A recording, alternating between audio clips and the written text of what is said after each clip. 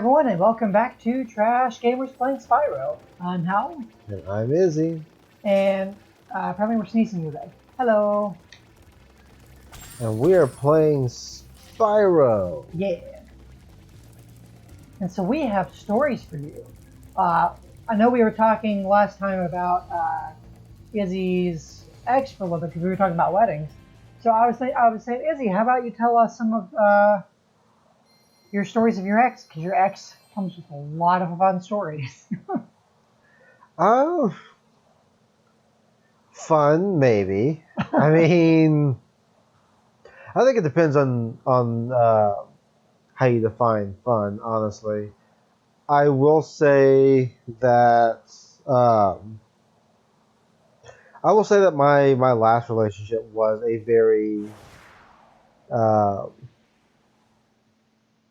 I hate using the word interesting, but it was kind of interesting. Yeah. Don't get me wrong, I don't hate my ex at all.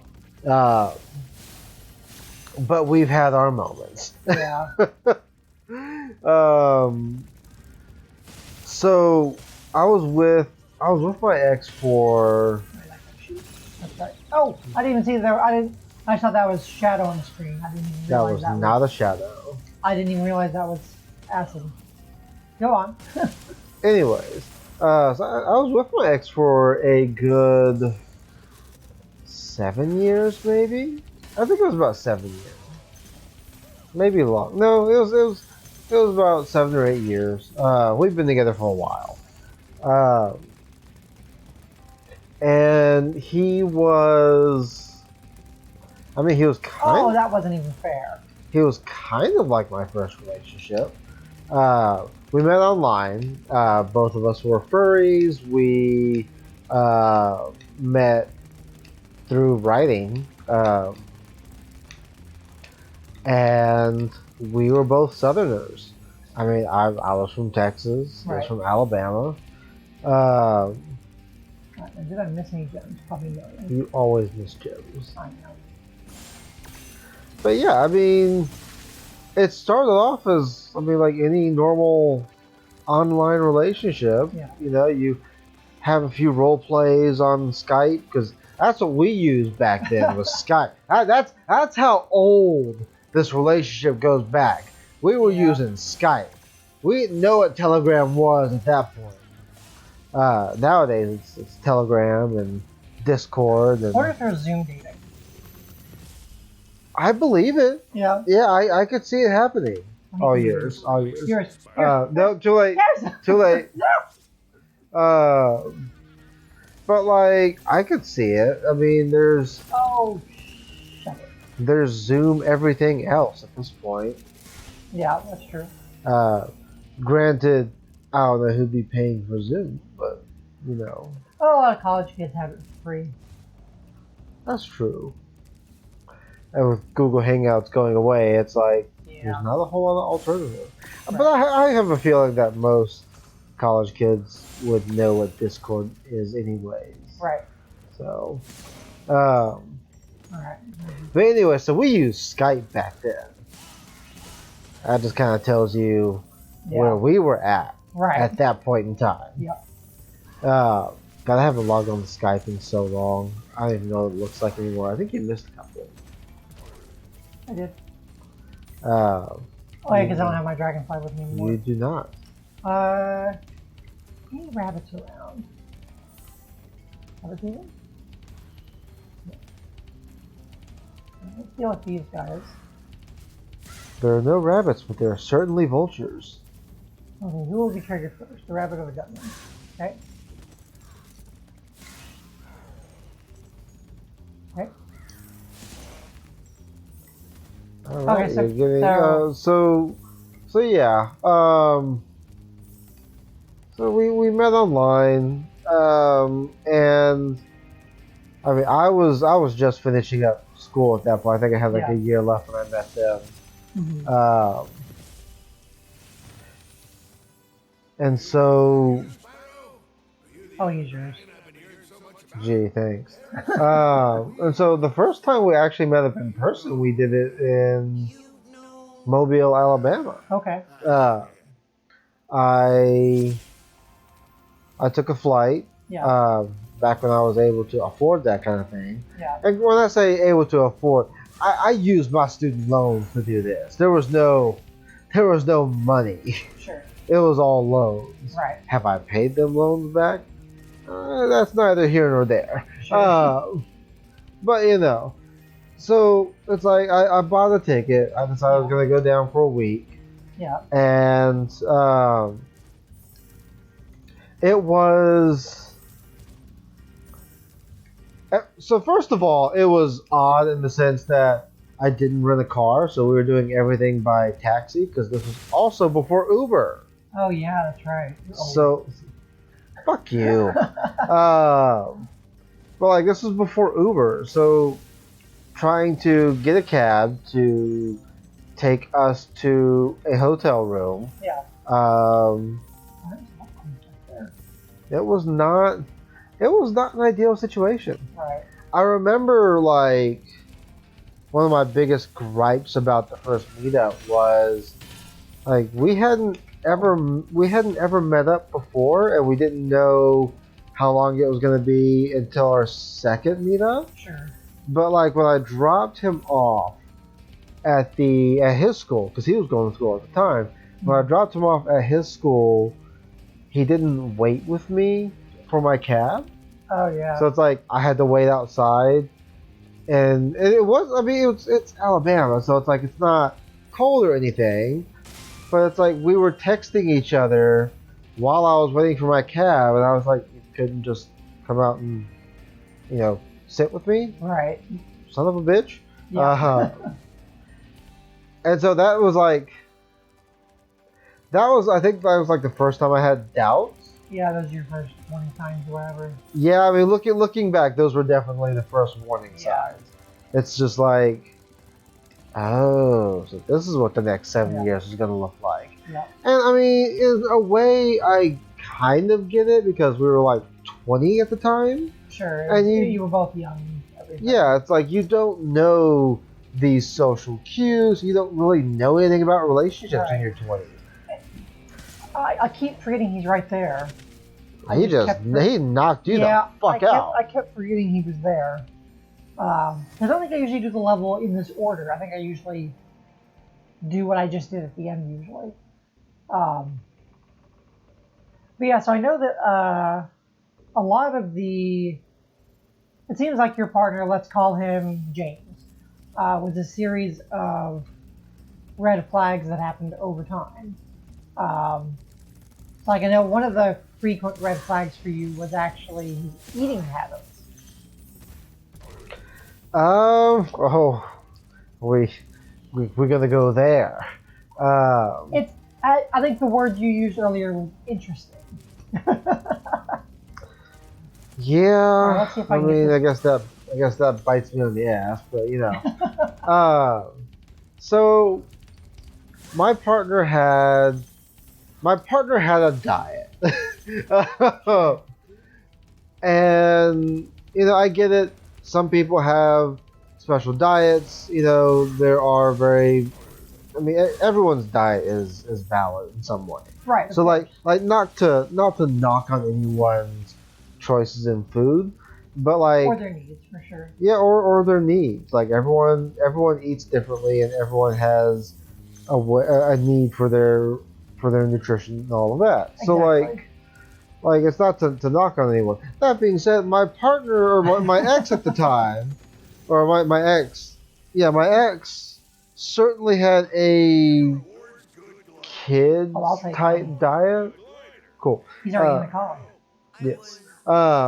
There's definitely a kids type diet. A lot of chicken nuggets, Kraft mac and cheese. No, Kraft mac and cheese, not Velveeta, not anything else. It's the Kraft box. Right. Like I stopped making homemade mac and cheese because of that. It's like, well, ain't nobody gonna eat it but me. Right. And if you're making mac and cheese, it's like you're not making one portion. You're making an entire casserole dish of mac and cheese. So it's not like I could share it with anyone. Right. So I was like, I just ended up making Kraft for a decade at a time, it seems. Yeah. But my partner ate kids' food for the most part. Yeah. So it ended up like dinner was always the argument for us Sure. because I would be working and I worked. I know at the start. So when they actually moved in with me, at the start of the relationship, I worked from like 7 a.m. to 7 p.m. because I was doing 2 jobs while going to school. Yeah. And I'd get home and he'd be like, "So what's for dinner?" And I'd be like, "Bitch, I Right. just got home." Right. And he didn't work, right? No, no. Now, that being said, I'm not the kind of person that believes both people in the relationship should work. I am the kind of person that believes you should contribute in some way. Right. So if you're not working, maybe you do a little extra around the house or something. Right. Or he's kind of cute. So like the not working issue wasn't that much of an issue for me. Sure. Granted, he also didn't do much around the house, so it's like Yeah. it was like there was a contribution issue altogether. Right. Because it's like you cannot work and still have passions that you want to go through. Sure. Like right now, I'm currently unemployed. Granted, I think my granted, I think my unemployment, my current unemployment status is racially motivated, with how my last job was. Yeah, you had some issues with that. But like, I'm currently unemployed, and there are still things that I do to stay active. It's like I manage a publishing house. I'm about to start a dildo making business. Right. You and I are doing this game channel. Right. We do this sex magazine called Gaymers. Yeah. So it's like there are a lot of things that I'm still doing to be a to be a present part of our relationship. Right. I guess is the best way to say Absolutely. it. So my ex, not so much. My ex liked playing video games all hours of the day. Right. Dishes were like house chores weren't really done. And I get it, like the house itself wasn't in tip-top shape. Right. It was not an easy house to live in. And it's not just that, but it seems like he would actively get on to you for those exact things and expect you to take care of every single thing. Yeah, and in a lot of ways that was the case, or at least that's how it felt. So like I was the caretaker in a lot of ways. And it was very frustrating for several years. And I remember thinking at some point in the relationship, I remember thinking that like, oh, this is my life. Yeah. Like this is no one else is ever going to find me attractive or even be interested in me to be in a relationship with. So like this is it. You know, that's honestly what I felt at that time. But going back to my partner's eating habits. Yeah. So Tyson chicken nuggets were his favorites. Specifically Tyson. Specifically Tyson, because as picky as he was, he had it down to the brand. You couldn't get it off brand. It had to be specifically Tyson. What would happen if you did get a different brand? He would taste it. He would be like, "No, this is a different brand. I know it's different because it has a different taste."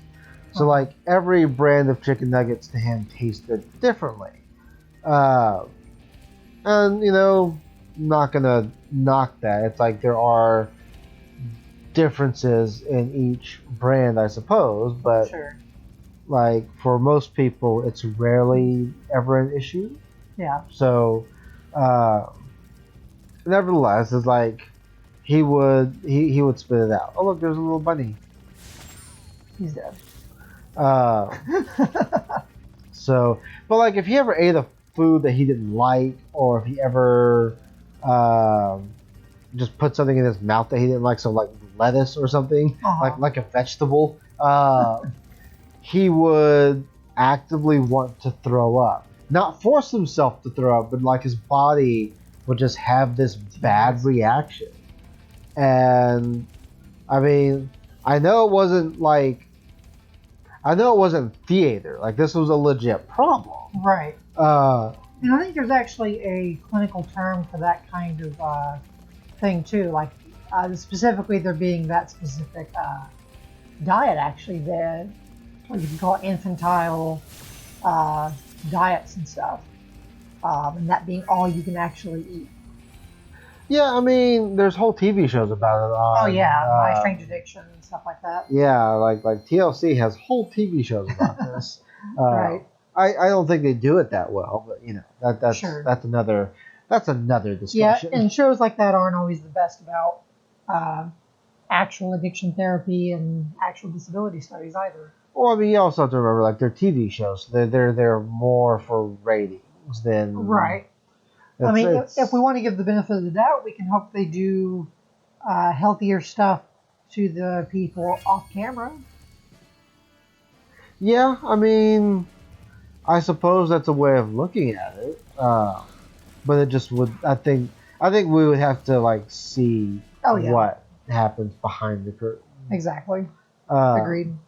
So, anyways, Tyson chicken nuggets. I think on the bag it says you cook them for like 2 or 3 minutes, and that's like a selection of 10, maybe. Sure. I don't know how much a serving size is. Yeah. But he would cook about 10 or maybe a little more, maybe like 15. Yeah.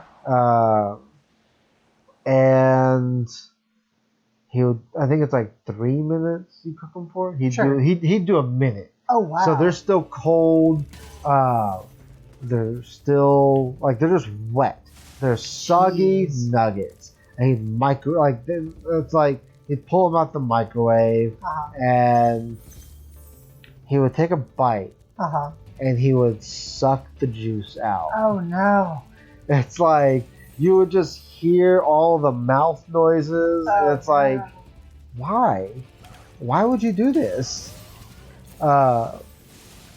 And I never really asked him. He just did it because he wanted to, I suppose. Yeah. But like, he would do this, and then after he sucked out all the juice, he would then just be like, "Okay, now I'm gonna eat it."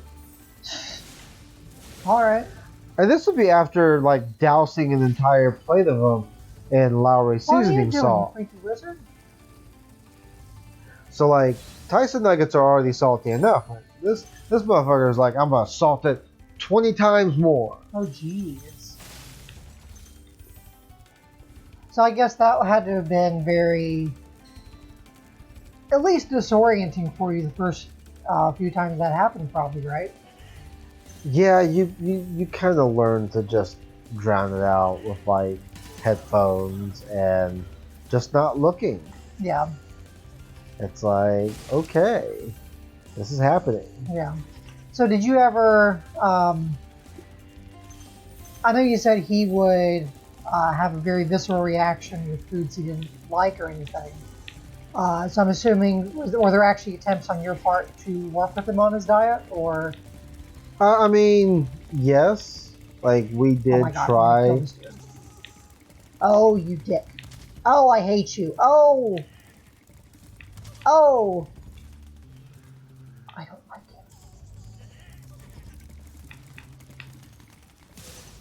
it. Bitch. Yeah, so, like, yeah, we did try at the beginning, but after a while you just get worn down and you just kind of give into it. Yeah. So I was used to making 2 separate meals pretty much. Oh wow. I'd make a meal for myself and I'd make a meal for him. Just because, like, me as a person, I don't eat hamburgers and chicken nuggets. I mean, I do, but not every day. Right. It's like there's I have a variety in what I like to eat. Right, of course. It's like I'm always trying to explore new food. Yeah. Especially if I'm ever feeling sick. It's like, okay, time to change the diet up. Right. So, like, I had to be okay with cooking 2 separate meals Sure. a lot of times. Yeah. And it's like he would ask for a hamburger, and he probably ate hamburgers like, I would say that was 90% of his dinner was a hamburger. Oh wow. And it'd always be those frozen patties that were pre-made. Sure. Not even gotten in the meat section. It's like if you get it in the frozen section of the store. Right. So I'm not quite sure. So what was eating out like? Eating out, I mean, Chili's. Okay. That was our spot. I mean, we did the 2 for $20 deal. He got his chicken nuggets there, and if it wasn't Chili's, I mean, it was McDonald's. Yeah. Like I learned. So what did you two do for date nights and stuff? Were there ever any bad dates or bad experiences there? So the McDonald's. Oh. When he ate McDonald's chicken nuggets, first of all, he eats like 20 of them. Okay. 20 chicken nuggets on top of fries and a Coke. Yeah. I can sometimes barely get through 10. Sure. But it's like he would take the nugget and he would start peeling the skin off. And he'd eat the skin, but then he would eat the nugget afterward. Okay. And it's like, what? Yeah. Why are you doing that? Alright, this one can be yours. I mean, it looks like we could smoke a joint. Yeah. Like, I'm sure he'd be down for that. Like he and I probably could get down. Yeah. Anyway. Alright, so that's back, so I can actually go and grab these things over here. We also like Denny's. Okay. And so, like, he loves steak. Yeah. He just fucking loves steak. Yeah. He loves it rare. So, like, to the point where if the fucking thing can move, he'll fucking eat it. Wow. Like that. How do you like your steak? I'm more of a medium kind of person. I like a little bit of blood, little bit of pink. I think that has the best kind of flavor. I'm not a rare kind of steak person. Right. If you are, like, no judgment.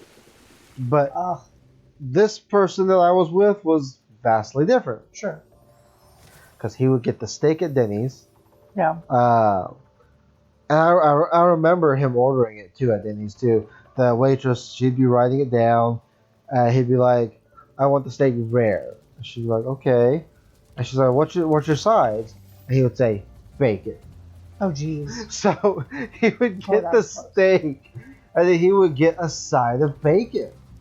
And if he didn't get the side of bacon, he'd get a side of fries. Okay. And the fries would just be soaked in blood. Oh, jeez. Like, you could touch it, and it would still be cool to the touch. Wow. It's crazy. Yeah, it's like... I keep thinking those are vultures, but they're just like statues. It was jarring for me, because I had never met someone who liked it that kind of rare before. Right. And I get it, everyone likes their steak done a certain way. Yeah. And there's, I mean, if you like yours rare, again, no judgment. Right. But don't get it with a side of bacon.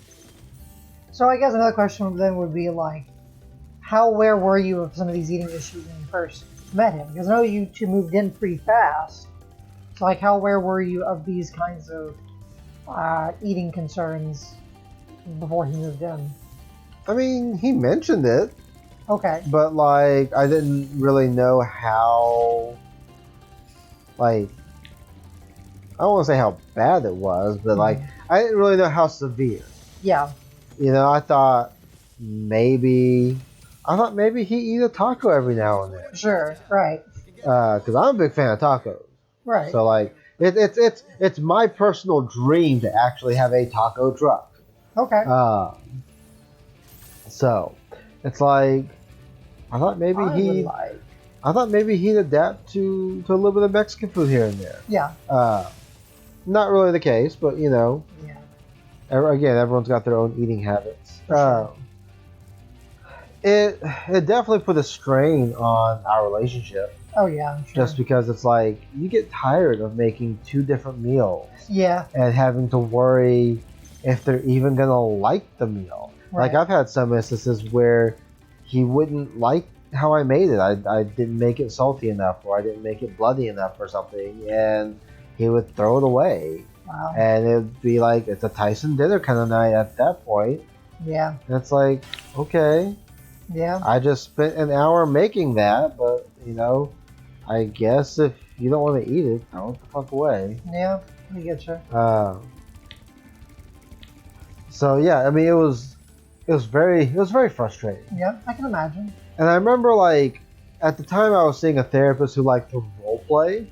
Oh but yeah, that's right. He would never tell me we were role playing. So yeah. So note for therapists out there: get consent from your patients before you start role playing with them. Right. Exactly. And so, like, I remember talking about this issue with my therapist, Sure. and my therapist said, "Well, you like to cook. Why don't you just fucking deal with it?" And I was like, "The fuck is going on here?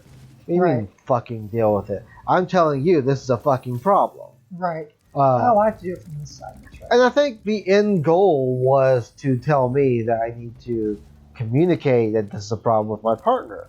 Sure. And I get that, but fucking say that. Don't just sit there and role play with me about it. Right. Because like my first thought out of that interaction was, well, shit, there's something wrong with me because I'm not just making the fucking food. Yeah, I get you. That'd be very frustrating. So yeah. So I mean, food for us was very much a stressful thing. Yeah, I can imagine. I mean, if we were eating out, it was easier. Yeah. And I get it. Sometimes it's cool to have a different meal than your partner when you're eating at home. Oh yeah, for sure. Like that's totally cool to do. Yeah, and I mean, even you and I have our own fix for ourselves nights. Yeah, we do, and that's always cool. Like, but having them every night. Yeah. When you're at home, yep.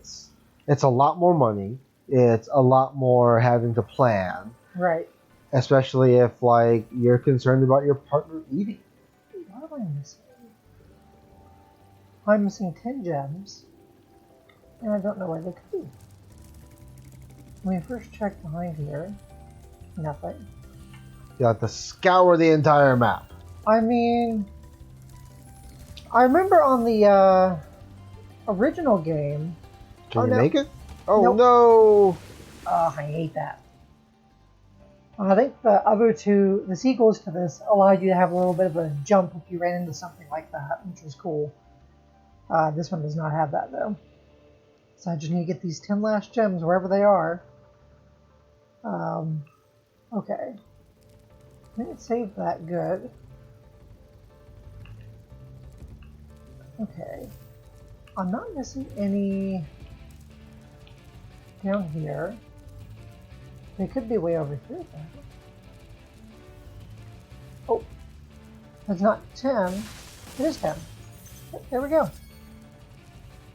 They're just very well hidden. Alright, so we got all the gems of this level. Yes, finally. Took us long enough. It did take us quite a while. Yep. And I think that puts us at the end of the episode. It does. So, we will see you guys next time on Trash Gaymers. Yep, we'll see you next time in the trash. With more stories from our exes. Oh, geez. Yeah, you're going to have to come up with one next. Oh, I'll see what I can do. All right. All right, bye. Bye.